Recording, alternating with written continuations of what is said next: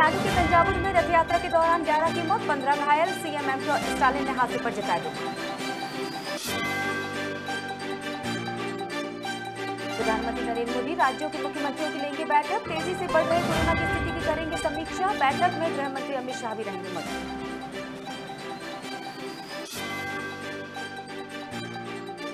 पूर्व सीएम दिग्विजय सिंह का मध्य प्रदेश सरकार पर बड़ा आरोप, कहा शिवराज सरकार में ठेकेदारों का राज, पत्थरबाजी करवाने के लिए दिया जाता है पैसा।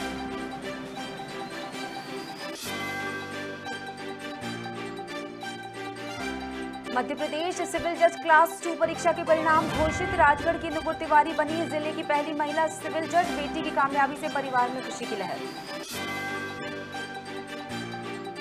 अंबिकापुर में इलाज के दौरान युवती की मौत, परिजनों ने डॉक्टर पर लगाया लापरवाही का आरोप, निजी नर्सिंग होम अस्पताल का मामला।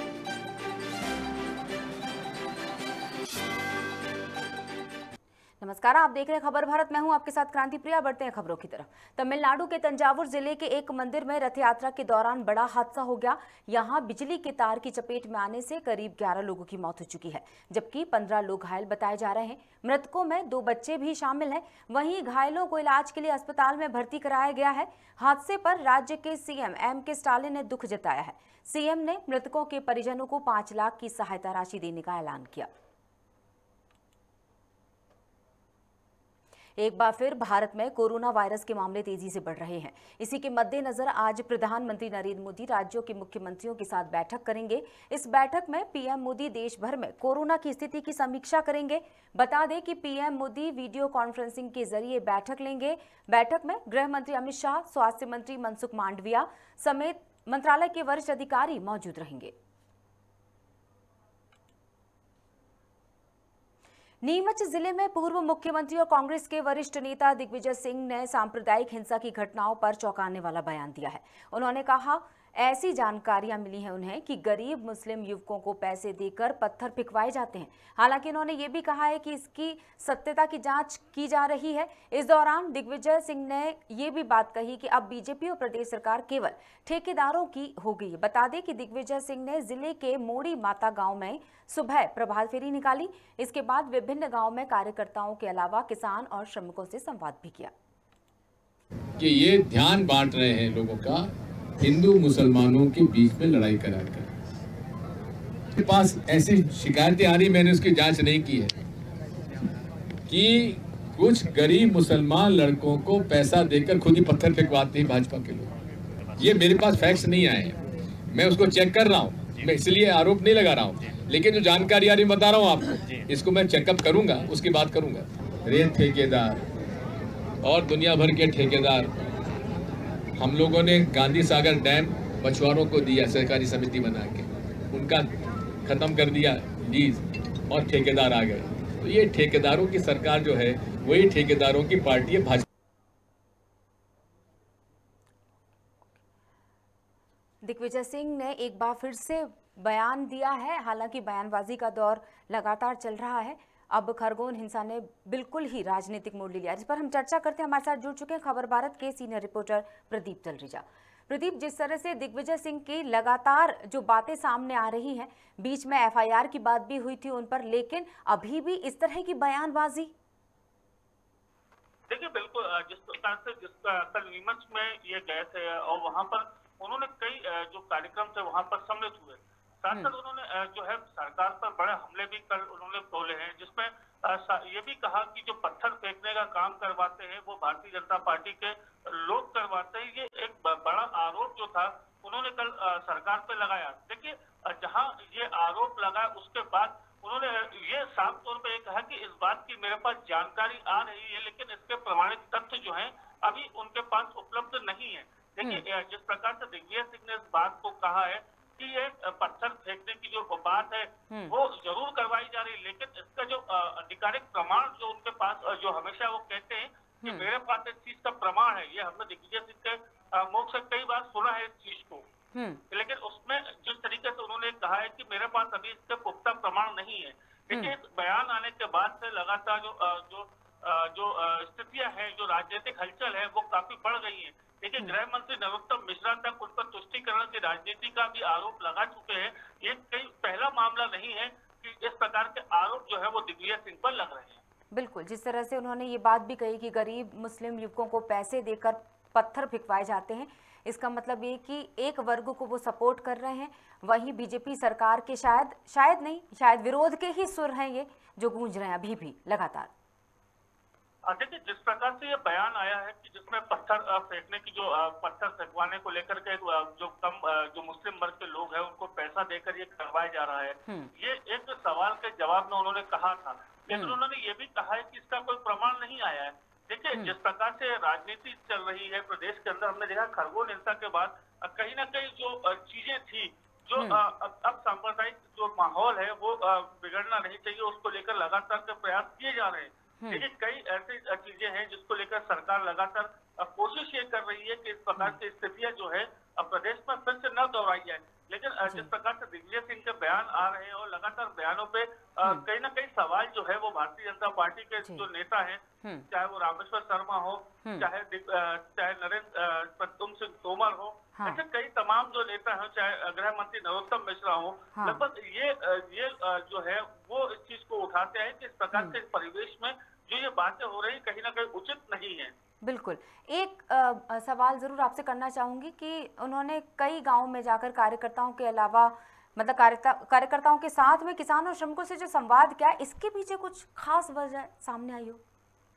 देखिए, प्रदेश में भी जिस प्रकार के हालात हैं उसको लेकर जन जागरूकता अभियान जो है कांग्रेस लगातार चला रही है। देखिए, महंगाई की बात हो, भ्रष्टाचार की बात हो, ऐसे कई चीजें जो है जिसको लेकर के कांग्रेस लगातार लंबे समय से जन जागरूकता अभियान चला रही है। और ऐसे मामलों के लिए जो पूर्व मुख्यमंत्री हैं दिग्विजय सिंह, उसको इसकी कमान जो है वो मिली हुई है। देखिए, जिस प्रकार का जो काम है, कल भी हमने कई मामले ऐसे देखे जहां पर उन्होंने ये तक कहा है कि शिवराज सरकार में ठेकेदारों का प्रवेश शुरू हो चुका है। देखिए, जिस प्रकार से ये बात है कि जो है अब ठेकेदार जो है वो सरकार चला रहे हैं, ऐसा उनके बातों से समझ में आया। देखिए, कई जगह ये भी हुआ कि एक छोटी सी बच्ची ने अपनी मम्मी के ट्रांसफर तक के लिए जो है उनसे गुहार लगाई। तो ऐसे कई जो मामले हैं कि जहाँ पर जो जनता से जुड़े हैं और वो जनता से संबंधित मामलों को लेकर वे लगातार जो है सरकार पर हमलावर रहते हैं। जी बिल्कुल, चलिए, तमाम जानकारी के लिए बहुत बहुत शुक्रिया प्रदीप।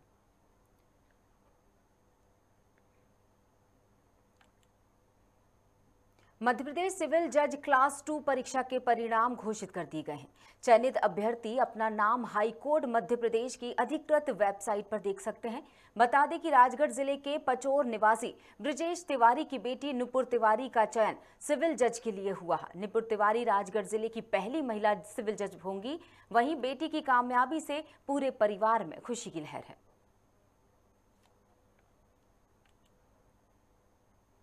अंबिकापुर के निजी नर्सिंग होम अस्पताल से ये मामला सामने आया है, जहां इलाज कराने आई युवती की मौत हो गई।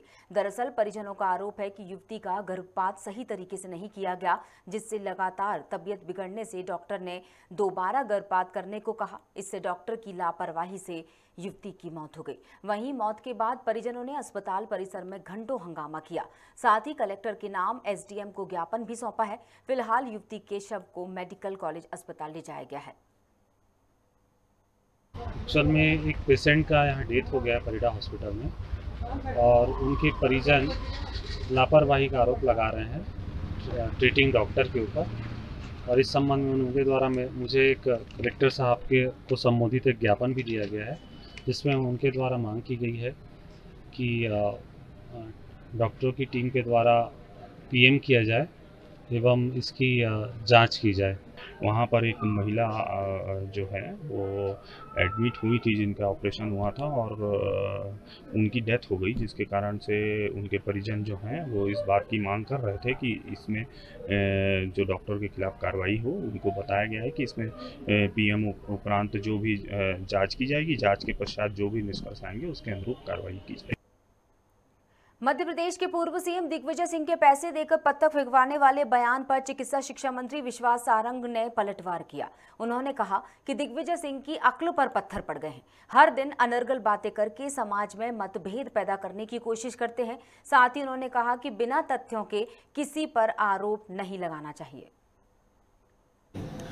दिग्विजय सिंह जी की अकल पर ही पत्थर पड़ गए। जिस प्रकार से वो रोज अनर्गल बातें करते हैं, और जिस प्रकार से समाज में विभेद पैदा करने की कोशिश करते हैं, इससे ज्यादा शर्मनाक और कुछ नहीं हो सकता।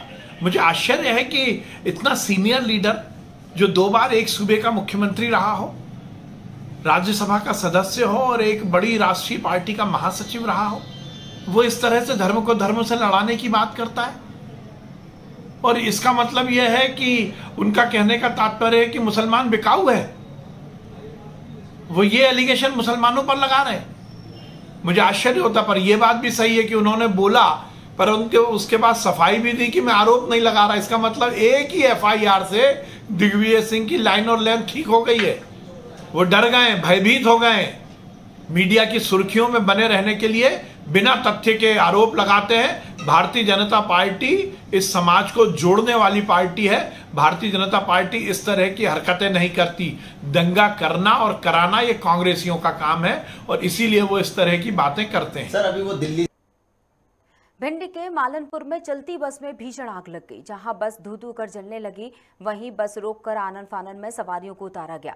बता दें कि बस भिंड से अहमदाबाद की ओर जा रही थी, जिसमें करीब 35 सवारी सवार थी। हालांकि घटना में किसी भी प्रकार की जनहानि नहीं हुई है, लेकिन सवारियों का सामान जलकर खाक हो गया। सूचना मिलते ही घटनास्थल पर पहुंचे दमकल कर्मियों ने आग पर काबू पाया। वहीं आग लगने का कारण अभी अज्ञात है। जशपुर में मुख्य सड़कों की बदहाली दूर करने के लिए केंद्र सरकार से 150 करोड़ रुपए की सौगात मिली है। ये जानकारी सांसद गोमती साय ने साझा की है। सांसद ने बताया कि केंद्र सरकार ने छत्तीसगढ़ में 1017 किलोमीटर लंबी सड़कों के लिए 9,240 करोड़ रुपए आवंटित किए हैं। इस राशि से जिले के पत्थलगांव, सन्ना, बगीचा समेत 8 विकास खंडों में अच्छी गुणवत्ता की सड़कों का निर्माण होगा। वहीं सन्ना में भारतीय स्टेट बैंक की स्थापना के लिए रिजर्व बैंक ऑफ इंडिया ने लाइसेंस जारी किया है। राज्य मार्ग की जो दुर्दशा है, मेरे को बताने की आवश्यकता नहीं है। आप सब लोग इससे अवगत हैं कि 4 साल कांग्रेस की सरकार हो गया, लेकिन एक भी स्टेट हाईवे का कोई ठिकाना नहीं है। रोड है कि सड़क है, ये पता नहीं है। लेकिन हमारे लगातार हम लोग छत्तीसगढ़ के सभी सांसद अवगत कराते रहे हमारे मंत्री जी को, हमारे यशस्वी प्रधानमंत्री जी को, कि छत्तीसगढ़ का स्थिति बहुत खराब है, दयनीय है। गरियाबंद जिले के पांडुका वन क्षेत्र में हिरण का शिकार का मामला सामने आया है, जहां अज्ञात शिकारी ने तीर मारकर हिरण का शिकार किया। वहीं वन परिक्षेत्र अधिकारी तरुण तिवारी के अनुसार अज्ञात शिकारी की तलाश जारी है। इससे वन विभाग की टीम और डॉग स्क्वाड को काम पर लगा दिया गया है।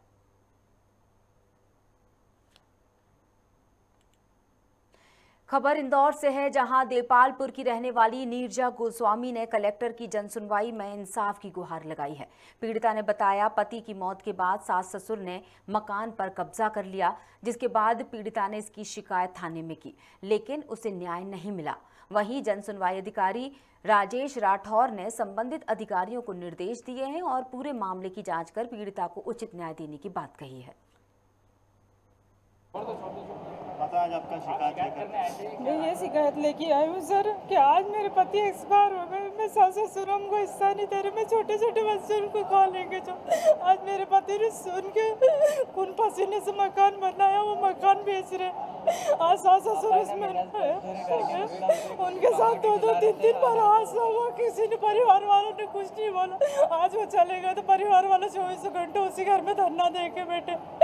सर मेरे बच्चों को नंगी नंगी गाली देते और वो बोले इसके बाप मरा उसी जगह इसका इनका खड्डा खुद। पति की हत्या के बाद जो है वो परिजन मकान पर कब्जा करते हैं। जी बिल्कुल, एक बहन आई थी, उनका ये कहना था कि उनके पति ने आत्महत्या कर ली है, तो उसके बाद उनके जो सास ससुर है उनका जो अधिकार बन रहा है उसको नहीं दे रहे हैं।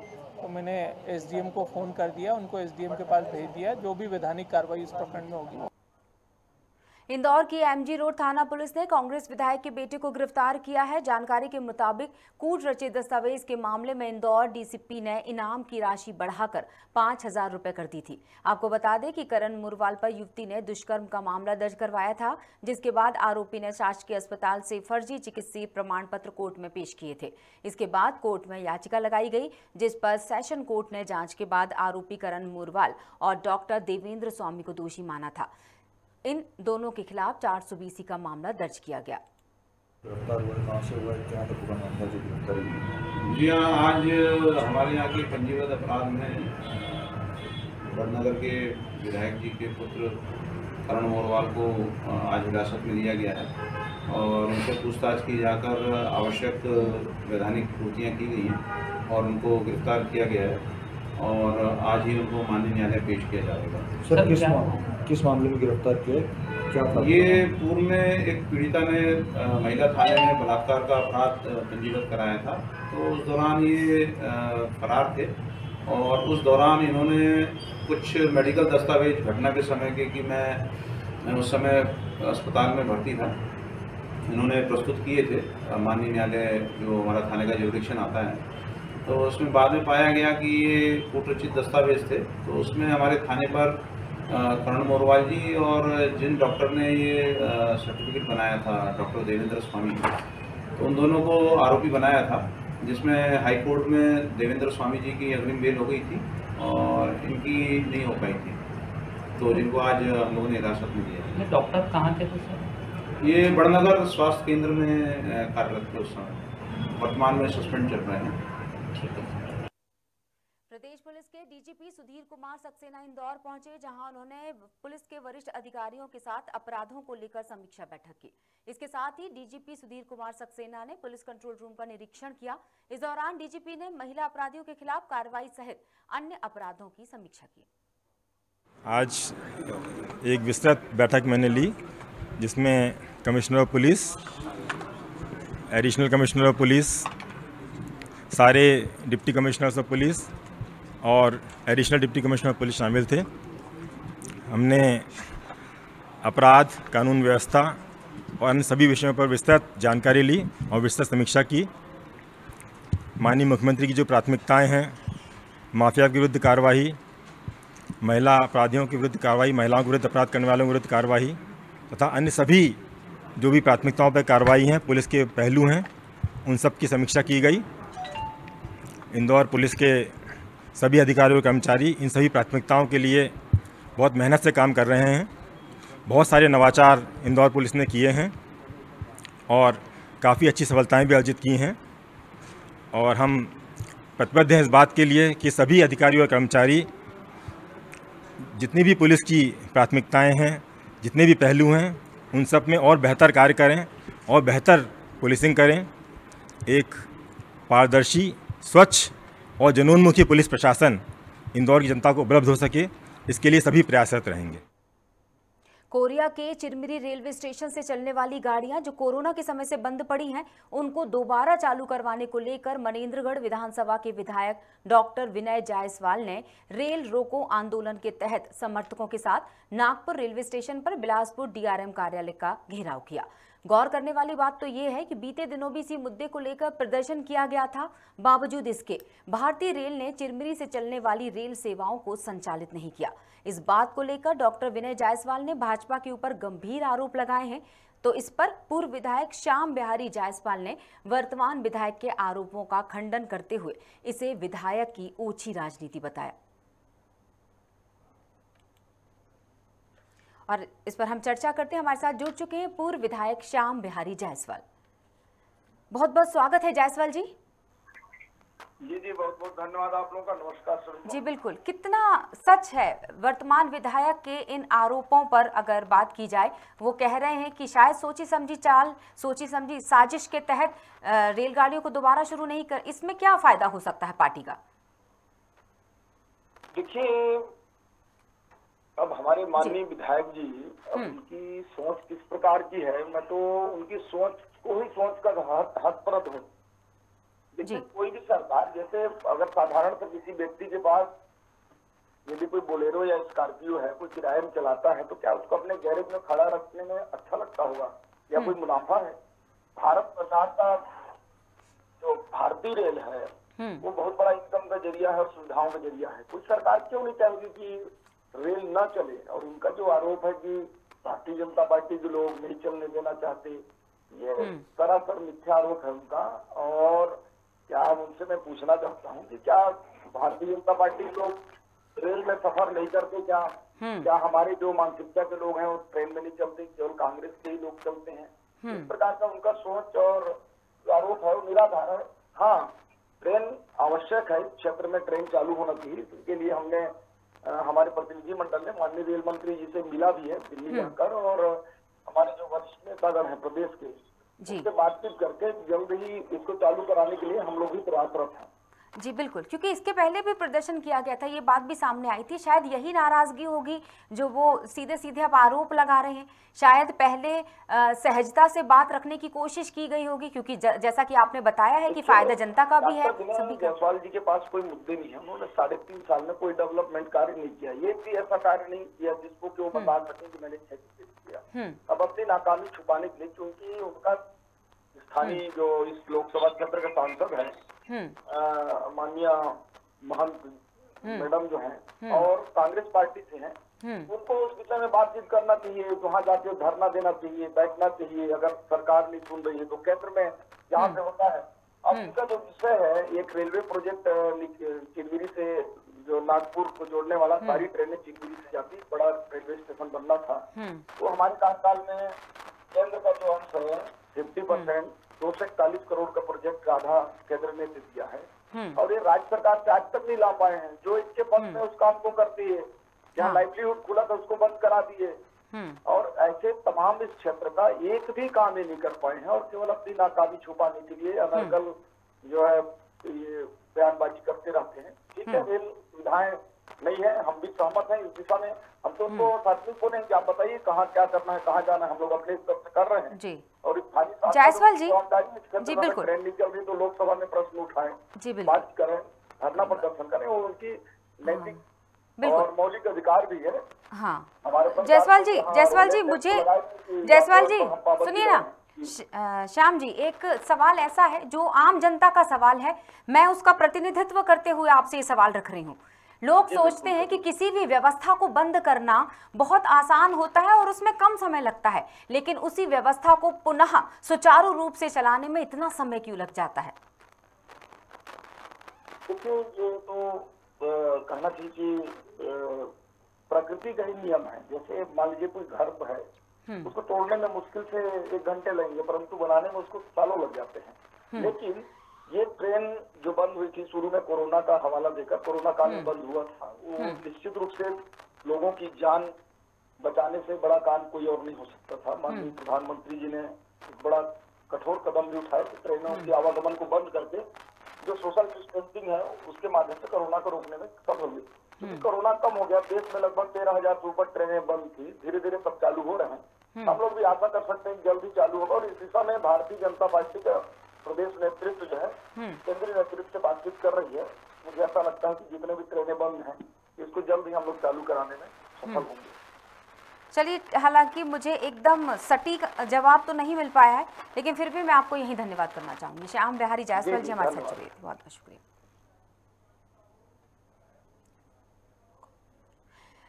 पंडित मुड़ा नाला सीतापुर के किसानों के लिए महत्वपूर्ण साधन है। इस नाले के कारण सीतापुर क्षेत्र के बहुत सारे खेतों की सिंचाई होती है, लेकिन कुछ लोगों के द्वारा इस पर अवैध कब्जा कर इसको पाटा जा रहा है, जिससे क्षेत्र के किसानों को पानी की कई समस्याएं खड़ी हो गई हैं। अवैध कब्जे और समतलीकरण के विरोध में सीतापुर के किसान लामबंद हो गए हैं। ग्रामीणों ने तहसीलदार से इसकी शिकायत भी की है। हम लोग नगर पंचायत और ग्राम पंचायत दोनों के बीच नाला है, नहर है पंडित मुड़ा, जिसको कुछ लोगों के द्वारा अवैध अतिक्रमण किया जा रहा था। बाद में पता लगाने पर पता चला कि उसका रजिस्ट्री हो गया जो फर्जी तरीके से हुआ है, और उससे सैकड़ों लोगों का जो खेती का भूमि है वो आश्रित है, सैकड़ों लोग उस नहर से आश्रित हैं।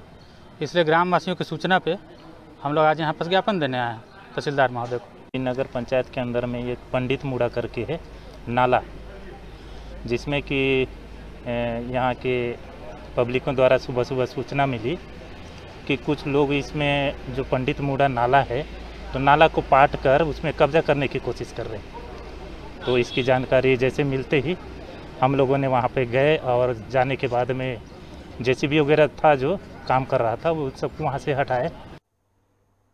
और चलिए बस हम चर्चा करते हैं, हमारे संवाददाता साथ में छत्तीसगढ़ से वशिष्ठ दास महंत। वशिष्ठ, जिस तरह से ग्रामीणों की समस्या और ये जो नाले को पाटने वाली बात की जा रही है, कौन है वो लोग जिन्होंने इस पर अवैध कब्जा किया हुआ है? मैम ये जो जमीन है ये सीतापुर से निकल के केसला की ओर जाती है और ये जो रोड है करीबन अभी नया निर्माण हो रहा है। इसमें ये हुआ है कि वैल्यूएशन उसकी बढ़ चुकी है।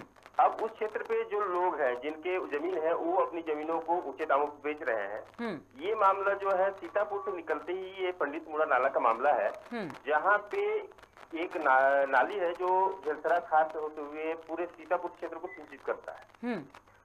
तो उसी से सटा हुआ एक जमीन का जो मालिक है उसने क्या किया है कि जमीन के वैल्यूएशन को देखते हुए उसने उस जमीन को कब्जाने की कोशिश की है और उसके ऊपर मिट्टी डाल रहा है वो। बिल्कुल। और ये काम कब से चल रहा है?